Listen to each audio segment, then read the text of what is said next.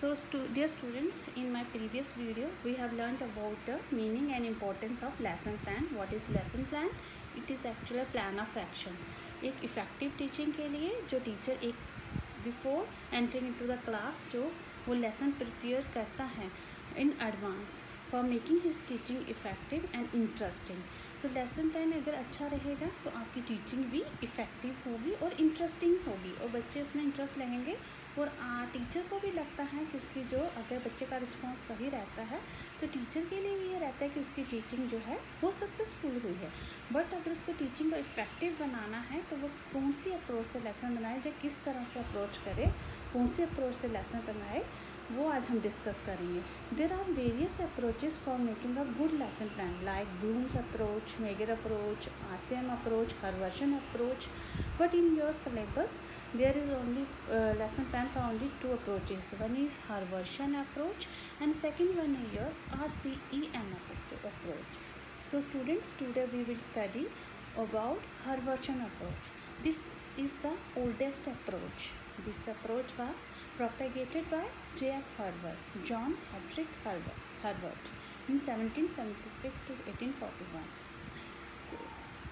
John Heydrich and his followers have given the 6 formal steps for making a good lesson plan. There are six steps. First one is preparation or introduction, second is presentation, third is association or comparison, fourth is analyzation, fifth is application and sixth one is recapitulation. So students, today we will study about these steps one by one. According to Harvard, first जो point रहेगा that is preparation और introduction. Preparation here means what preparation here means is to prepare a child mind to gain a new knowledge. बच्चे को तैयार करना उसको new knowledge gain करने के लिए. इसके लिए टीचर क्या करेगा, क्योंकि टीचर को क्लास में जाना है. Before entering to the class teacher के पास ये होना चाहिए कि वो क्लास में बच्चों को किस तरह से मोटिवेट करे, किस तरह से अपना टॉपिक जो है वो इंट्रोड्यूस करे कि बच्चा इंटरेस्ट से सुने, उनमें इंटरेस्ट क्रिएट हो. So in order to create among interest among the students, people teacher will ask some questions related to their previous knowledge. जो उनको ऑलरेडी पता है उसी नॉलेज के अकॉर्डिंग ही पीपल जो टीचर है वो बच्चों से क्वेश्चंस पूछ सकता है. जहाँ भी किस तरह से कर सकता है इंट्रोड्यूस, तभी तो उसको इंट्रोडक्शन स्टेप भी कहा जाता है. जहाँ तो वो फिर अपना जो टॉपिक इंट्रोड्यूस करेगा उसको एक्सप्लेनेशन या थ्रू सम एक्टिविटी, कुछ ऐसी इंटरेस्टिंग एक्टिविटी करा दी जिससे बच्चे का क्या होगा, क्योंकि बच्चे तो एक्टिव बाय नेचर होते हैं, तो कोई एक्टिविटी करा दे उससे भी बच्चा अटेंटिव होकर सुनेगा कि हमारा जो आज का लेसन है वो कैसा होगा. बट कोई अच्छा टीचिंग एड यूज़ करके कोई चार्ट मॉडल की हेल्प से भी टीचर जो है वो अपना इंट्रोड्यूस कर सकता है लेसन, जहाँ प्रिपेयर कर सकता है चाइल्ड के माइंड को to gain perceive new knowledge. उसके लिए टीचर उनको मोटिवेशनल क्वेश्चंस पूछ सकता है, बट जो क्वेश्चंस पूछे जाएंगे that should be related to their previous knowledge. So इससे क्या होगा, बच्चा जो है वो इंटरेस्ट से टीचर को सुनेगा. तो इस स्टेज को हम मोटिवेशनल स्टेज, इंट्रोडक्शन स्टेज या प्रेपरेशन स्टेज भी कह सकते हैं. Then second one is your presentation stage में क्या है, प्रेजेंटेशन में आपका है जो होल टीचिंग जो होती है, टीचिंग प्रोसेस वो ऑकर होता है इन दिस स्टेज. प्रेजेंटेशन स्टेज में टीचर जो है वो जो उसने लेसन पढ़ाना है, जो डे का लेसन जो वो सोच के आया है वो इस स्टेज में पढ़ाएगा. टीचर क्या करेगा, इस स्टेज में आके बच्चे को न्यू आइडियाज़ देगा और ऑब्जेक्टिव, क्योंकि विदाउट ऑब्जेक्टिव टीचिंग नहीं होती. पर्टिकुलर डे के लेसन जो टीचर पढ़ा रहा है उसके पढ़ाने के पीछे उसका क्या ऑब्जेक्टिव है वो टीचर को क्लियर होगा. वो क्लियर एम एंड ऑब्जेक्टिव बच्चे को बताएगा इन दिस प्रेजेंटेशन स्टेज और होल जो टॉपिक है वो कंप्लीट करेगा इस स्टेज में.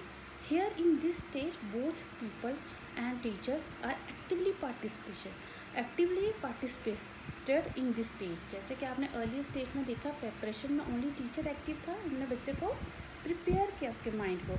अब जब टीचर को पता है कि चाइल्ड जो है वो अटेंटिव और प्रिपेयर हो गया है न्यू चैप्टर गेन करने के लिए, तो टीचर अपनी जो नॉर्मल टीचिंग है वो शुरू करेगा.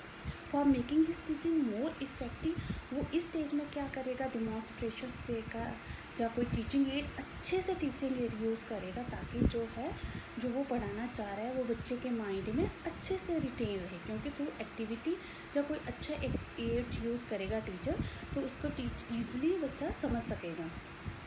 एड यूज़ करेगा, अच्छे मेथड से टीचिंग करेगा और इन बिटवीन क्वेश्चंस भी फ्रेम करेगा बच्चों को बोरिंग लगता है अगर बीच में टीचर कोई क्वेश्चंस पूछ लेता है रिलेटेड टू टॉपिक जो वो बच्चों को पढ़ा रहा है, उसी के रिलेटेड अगर कोई क्वेश्चन पूछता है तो बच्चा अटेंटिव रहेगा और उसका इंटरेस्ट रहेगा। तो इस तरह से इस प्रेजेंटेशन में जो टॉपिक को बढ़ाने के पीछे एम है, जो ऑब्जेक्टिव है वो क्लियर होता है। पूरे नॉर्मल टीचिंग जो होती है वो आपके प्रेजेंटेशन स्टेज में होती है। देन थर्ड इज एसोसिएशन और कंपैरिजन। एसोसिएशन और कंपैरिजन, इसमें क्या है, चाइल्ड को एसोसिएट करना है their new knowledge with their previous knowledge. जैसे कि आपको पता है जब आपने चाइल्ड को माइंड को प्रिपेयर किया तो उनके प्रीवियस नॉलेज के रिलेटेड ही क्वेश्चंस पूछे, क्योंकि एकदम से न्यू टॉपिक जो पढ़ाओगे बच्चा के ईजी समझ नहीं पाता, तो उसको उस वहाँ तक पहुँचाने के लिए उनको रिलेट करना पड़ता है विद द प्रीवियस नॉलेज।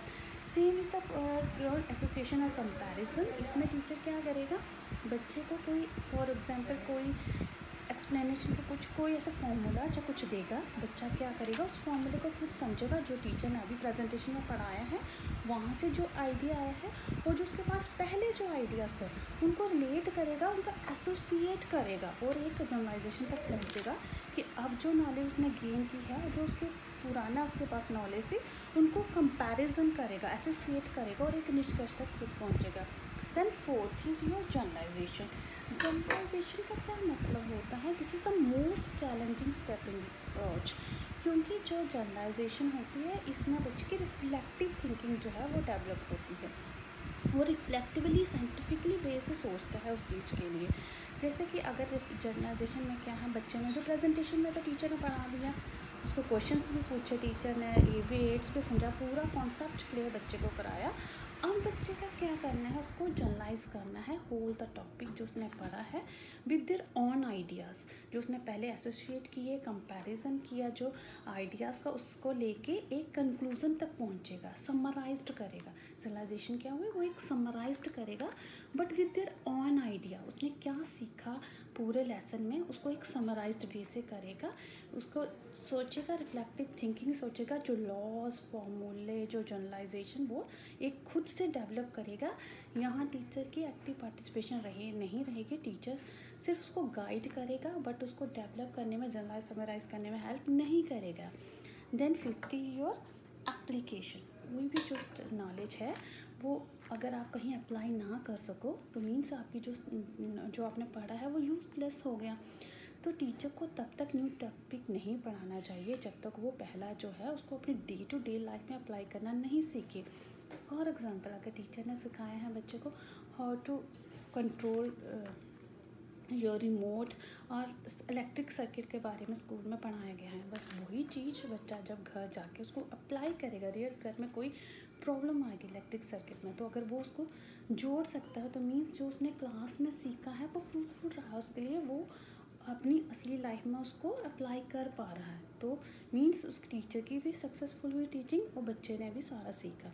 तो इसलिए यहाँ भी टीचर क्या कर सकता है, एप्लीकेशन में कुछ क्वेश्चंस जब फिलअप कुछ डाल सकता है जिससे कि उसको पता चले कि क्या वाकई में अब जिसने नॉलेज गेन की है वो उसको अप्लाई कर सकता है कहीं। Then last and most important step is your recapitulation. Recapitulation क्या है, in order to check whether the lesson is grasped by the child और whether he understand the concept. Teacher क्या करेगा, बच्चों को रिकैप्चुलेट करेगा। रिकैप्चुलेट के लिए क्या करेगा, जो जितना भी टीचर ने पढ़ाया है बच्चे को उसके रिलेटेड उनको क्वेश्चन पढ़ेगा। In order to recapitulation he can ask few multiple choice questions, जहाँ कोई वन वर्ड क्वेश्चन पूछ सकता है, बीच में से ही जो पढ़ा